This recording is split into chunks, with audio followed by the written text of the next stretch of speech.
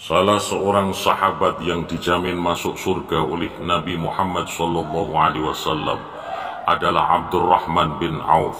Di antara para sahabat beliau SAW, Abdurrahman bin Auf adalah sahabat yang paling kaya dan bergelimang harta.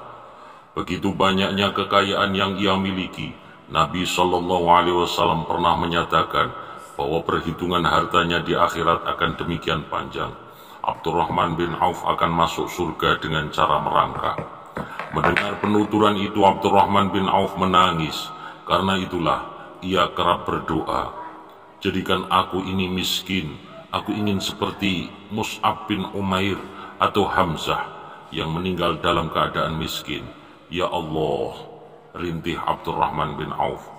Kendati demikian, harta yang sudah ia tanamkan untuk investasi terus berkembang, ia tak juga miskin-miskin.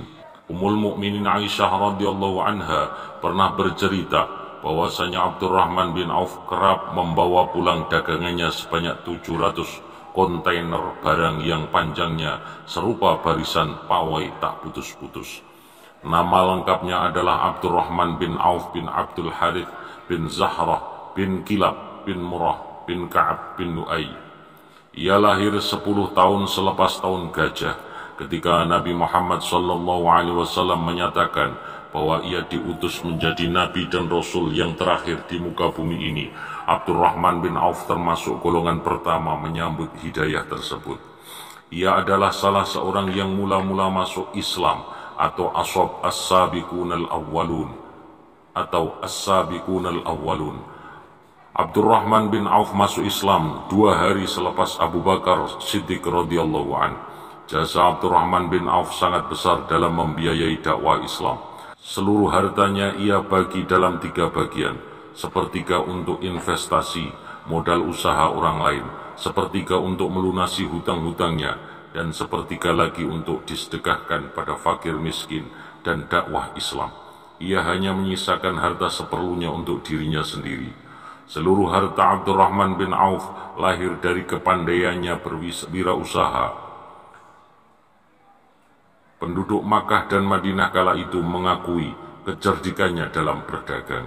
Saking mahirnya berwirausaha, ia bahkan pernah berseloroh, seandainya aku mengangkat batu, niscaya kutemukan emas dan perak di bawahnya.